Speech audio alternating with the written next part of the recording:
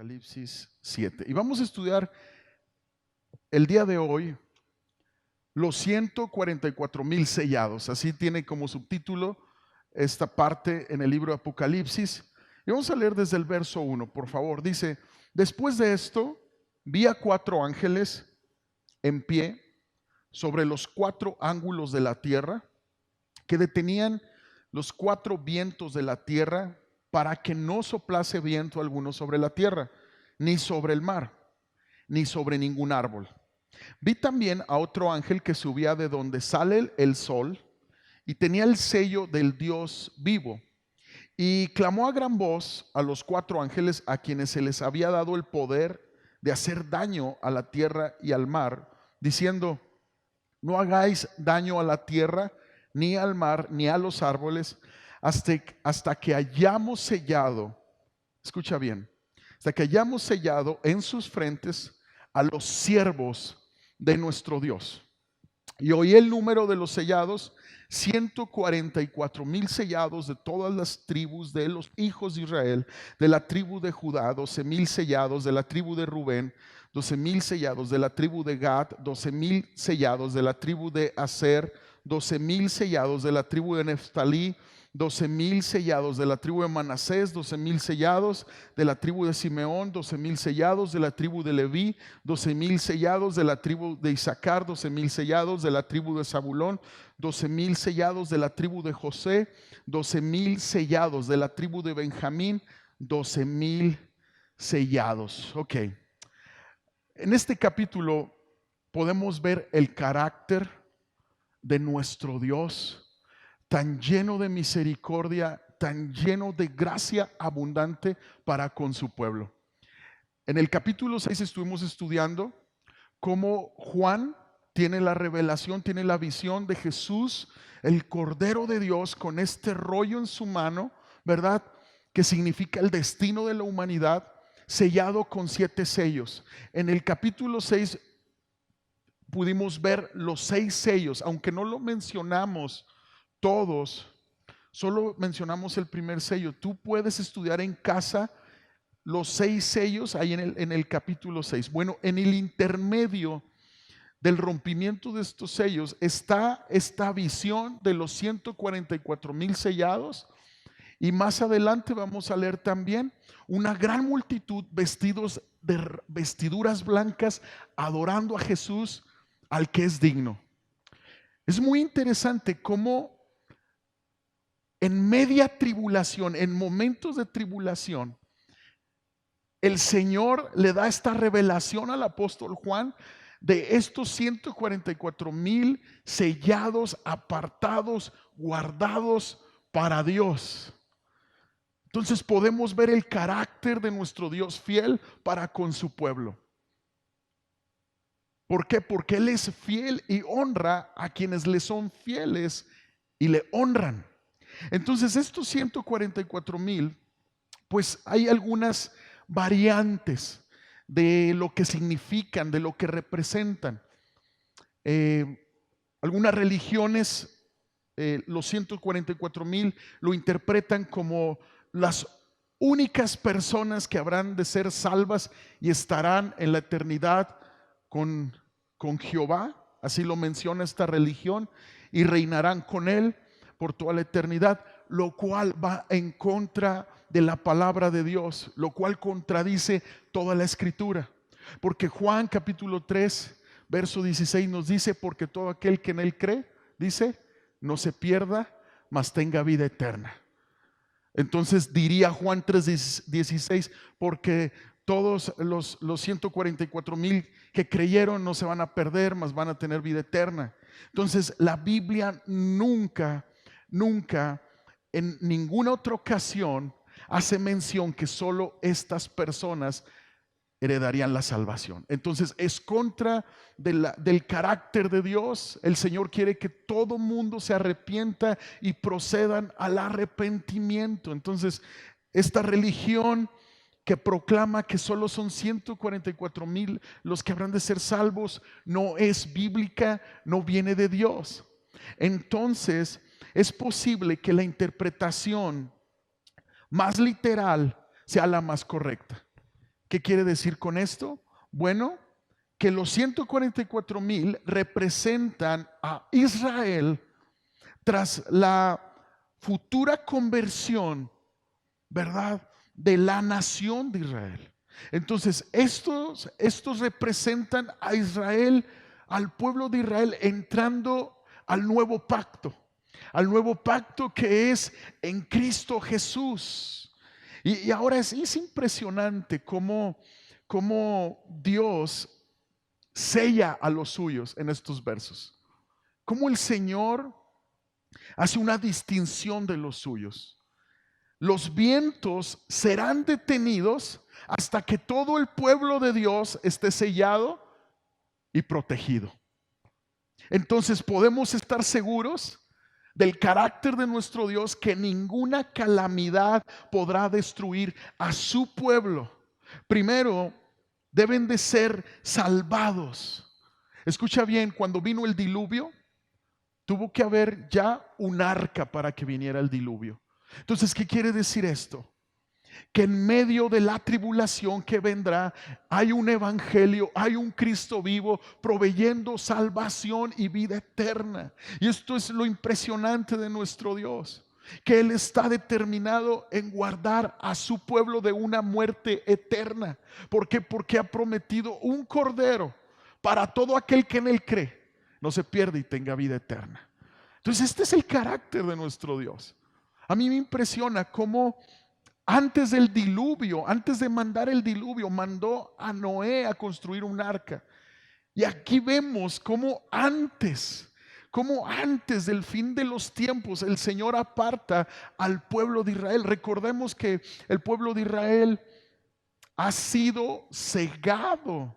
De acuerdo a Romanos capítulo 9 y también capítulo 10, cómo ha sido cegada sus ojos para que no reconozcan aún que Jesucristo es el Salvador. ¿Por qué lo hizo Dios? Bueno, para que la salvación entrase a los gentiles, a nosotros primero. Pero ahí en Romanos capítulo 10 dice que el Señor salvará a Israel. Entonces, estos 144,000 sellados es la profecía de que el Señor salvará al pueblo de Israel. Él no se ha olvidado de Israel. Él cumple su palabra de salvación para su pueblo. Estos 144,000 es una cifra representativa. Obviamente pueden ser más.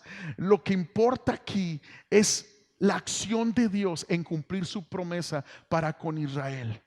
Dios es bueno y Él cumplirá todo lo que Él ha prometido. Amén. Entonces vamos a leer ahí en el verso. Vamos a leer en el verso 9 al 17. Y tenemos aquí otra revelación que Dios le da al apóstol Juan. Leemos, dice: después de esto miré y he aquí una gran multitud, la cual nadie podía contar, de todas las naciones y tribus y pueblos y lenguas, que estaban delante del trono y en la presencia del Cordero, vestidos de ropas blancas y con palmas en las manos, y clamaban a gran voz diciendo: la salvación pertenece a nuestro Dios, que está sentado en el trono, y al Cordero. Y todos los ángeles estaban en pie alrededor del trono y de los ancianos y de los 4 seres vivientes, y se postraron sobre sus rostros delante del trono, dice, y adoraron a Dios, diciendo: amén, la bendición y la gloria y la sabiduría y la acción de gracias y la honra y el poder y la fortaleza sean a nuestro Dios por los siglos de los siglos. Amén. Entonces uno de los ancianos habló diciéndome: estos que están vestidos de ropas blancas, ¿quiénes son y de dónde han venido? Y yo le dije: Señor, tú lo sabes. Y él me dijo: estos son los que han salido de la gran tribulación y han lavado sus ropas y las han emblanquecido en la sangre del Cordero. Por esto están delante del trono de Dios y le sirven día y noche en su templo. Y el que está sentado sobre el trono extenderá su tabernáculo sobre ellos. Ya no tendrán hambre ni sed, y el sol no caerá más sobre ellos, ni calor alguno, porque el Cordero que está en medio del trono los pastoreará y los guiará a fuentes de aguas de vida, y Dios enjugará toda lágrima de los ojos de ellos. Amados, lo que estamos viendo aquí es que anteriormente los 144,000 sellados es el pueblo de Israel convertido, este remanente que Dios va a salvar del pueblo judío y que va a levantar para predicar su evangelio aún en medio de la gran tribulación. Recordemos que estamos en el tiempo de la tribulación. Los que creemos en el rapto creemos que la iglesia ya no está en este tiempo.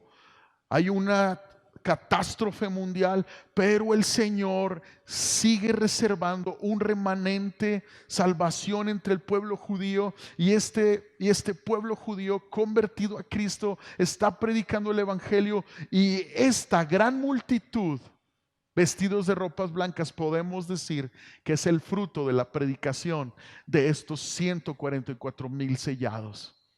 Entonces es algo impresionante cómo Dios cumple su promesa, cómo el Señor está mostrándonos que la obra que hacemos para el Señor nunca es en vano, nunca es en vano.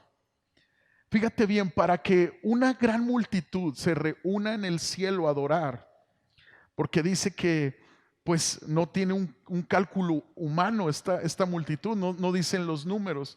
Entonces quiere decir que el evangelio seguramente habrá de lograr un gran éxito. ¿A qué me refiero? Siempre estamos preocupados, impacientes por obtener resultados, ¿verdad? Como hijos de Dios. Bueno, esto nos enseña a que seamos pacientes, pero diligentes. Seamos pacientes, pero diligentes. Todos anhelamos salvación de nuestros seres amados, de aquellos que se han resistido al evangelio. Bueno, pues este ejemplo de esta gran multitud adorando al Señor, esto nos debe de motivar a seguir esperando en el Señor, pero con diligencia, evangelizando con nuestro testimonio, evangelizando con nuestras palabras, a tiempo y a destiempo. Amén. Entonces podemos aprender de esto. Mientras obremos, esperemos.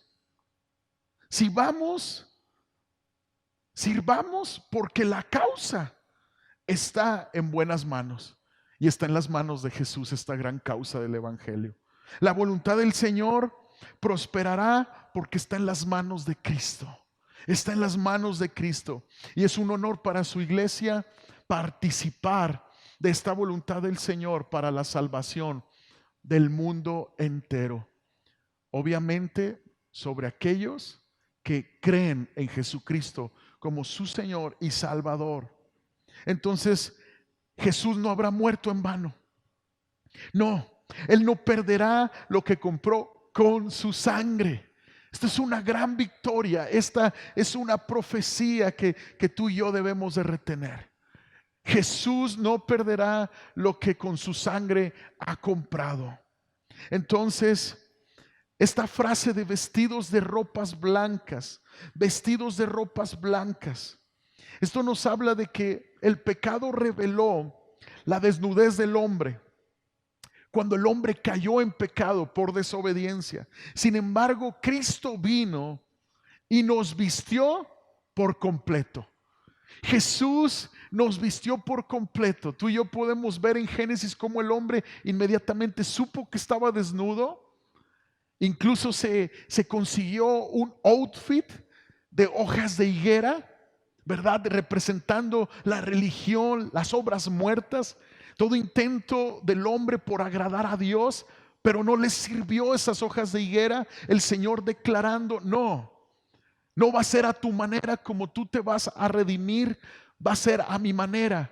Y dice que el Señor los vistió con túnicas de pieles de animales, que quiere decir que tuvo que haber derramamiento de sangre. Jesús estaba siendo profetizado desde ahí. El Señor estaba trazando el camino para redimir al hombre. Entonces estas vestiduras blancas nos hablan, nos indican la pureza que toda alma puede tener cuando se arrepiente y busca a Jesús como Salvador. Estas vestiduras blancas nos habla de la victoria sobre el pecado que Jesús ganó por nosotros a través de su sacrificio. Estas vestiduras blancas es la gracia que recibimos a través del sacrificio de Cristo. Todo pecador arrepentido puede ser vestido de vestiduras blancas para no tener de qué avergonzarse delante de la presencia de Dios. Charles Spurgeon escribió: oh, cuán hermosa será la justicia de Cristo cuando ella nos cubra delante del trono eterno de Dios. Entonces nuestras vestiduras blancas serán blancas porque sus vestiduras fueron rojas, hablando de las vestiduras de Cristo. Nuestras vestiduras pueden ser blancas porque Él derramó su sangre por nosotros. Amén. Y ahí en el verso 17, acompáñame, dice: porque el Cordero que está en medio del trono los pastoreará. El Cordero que está en medio del trono los pastoreará. Escucha con atención, iglesia. El cielo incluirá mayormente visiones amplificadas del Rey Jesús. ¿Qué quiere decir con esto? Que apenas sabemos, escucha bien, apenas sabemos quién es el que quiso ser nuestro amigo. Apenas sabemos. Pero cuando estemos en la eternidad delante de Él, vamos a comprender su deidad. Vamos a verlo en gloria y vamos a entender quién es el que quiso ser nuestro amigo. Porque la persona de Dios es el que nos buscó. Jesús dijo: nadie puede venir a mí sin que el Padre le haya traído. Dios nos buscó. Dios quiso ser nuestro amigo. Por eso envió a su Hijo en la cruz, para que nosotros pudiéramos acercarnos a Él. Esto debe de conmover nuestro corazón, porque la parte ofendida buscó la reconciliación. Él fue el ofendido. El hombre, tú y yo, pecamos contra Dios, lo ofendimos. El hombre le falló a Dios, pero Él no se conformó. Él no se rindió a perdernos por la eternidad. No, Él buscó y trazó el camino, el sacrificio de su único Hijo, para poder estar delante de Él sin desnudez, sin vergüenza por el pecado, por ser vestidos con esas ropas blancas a través de la fe en Jesús. ¿Cuántos le dan gloria a Dios? Porque estamos delante de un Dios bueno, misericordioso, fiel, amoroso, compasivo. La verdad, iglesia, es que sabemos demasiado poquito de su gloria. Conocemos muy poco de su gloria, pero cuando estemos en la eternidad comprenderemos que Él es nuestro pastor. Lo vamos a comprender aún más allá de lo que podemos comprender en esta vida terrenal. Es impresionante, pero apenas sabemos quién es el que quiso ser nuestro amigo. También conocemos su amistad hacia nosotros, mas sin embargo, en la eternidad lo hallaremos con una plenitud, con una gloria que entenderemos más de su deidad y más de su grandeza. La frase: no pedimos tronos, escucha esta frase: no pedimos tronos, su trono es el nuestro. El Cordero sentado en su trono es todo el cielo que deseamos. Esta frase la encontré y se me hizo tan interesante, porque Él es el cielo que deseamos. Nosotros no deseamos un cielo como un lugar solamente, no, nosotros lo deseamos a Él. Él es el cielo que deseamos. Él es la promesa, Él es la vida eterna. Él es el gran Rey, el gran Jesús. Y aquí esta promesa que dice: Dios enjugará toda lágrima en los ojos de ellos. Bueno, las lágrimas llenarán los ojos de los creyentes hasta que éstas lleguen al descanso prometido. ¿A qué me refiero con esto? Bueno, en esta vida tenemos llanto, tenemos dolor, tenemos aflicción. Bueno, en la presencia de Dios, en la eternidad, ya no habrá más esto. Ya no habrá más llanto, ya no habrá más dolor. ¿Por qué? Porque Él enjugará nuestras lágrimas. ¿Cómo lo hace? Él es Dios. Y hay un consuelo divino, hay una presencia celestial donde nada del dolor de este mundo puede caber delante del Cordero de Dios. Dios es el grandioso enjugador de lágrimas. Así que, iglesia, esto nos debe de llevar a perseverar. Esto nos debe de llevar a amar, a adorar al Señor, porque Él es digno. Vamos a retener las profecías, vamos a guardar las profecías y con fe y con expectativa seguir avanzando en el conocimiento de nuestro Señor, porque fiel es el que ha prometido, el cual lo cumplirá. Entonces vamos a adorar al Señor, vamos a exaltar su nombre y vamos a esperar su segunda venida con mucho amor y mucha pasión. El libro Apocalipsis dice, el espíritu y la esposa dicen, ven, sí ven, Señor Jesús. Ponte de pie y vamos a decirle al Señor, sí ven, Señor Jesús, ven. Oramos en esta noche pidiéndote que nos ayudes a ser dignos de estar delante de ti, Señor, delante del Cordero, con vestiduras blancas, Señor. Oh Señor, que en el nombre de Cristo Jesús podamos un día cara a cara adorarte, Señor. Dios, porque solo podremos decir gracias, gracias. Tan grande sacrificio de amor. Gracias porque tus vestiduras fueron rojas, derramaste tu sangre para que nuestras vestiduras fueran blancas, Señor. Te adoramos y te exaltamos. Tú eres digno, Señor, y fiel, verdadero y fiel, Señor, en el nombre de Jesús. Señor, que en estos tiempos el conocimiento de la segunda venida de Cristo sea un pilar en nuestra fe. Yo quiero invitarte a que abraces la segunda venida de Cristo como una de las doctrinas fundamentales de nuestra fe. Tú y yo tenemos que crecer en este conocimiento. ¿Para qué? ¿Para vivir en temor de las cosas que vendrán? No. De lo que se trata Apocalipsis es de la revelación de Cristo, de la revelación del gran Rey de Gloria que vendrá por segunda vez.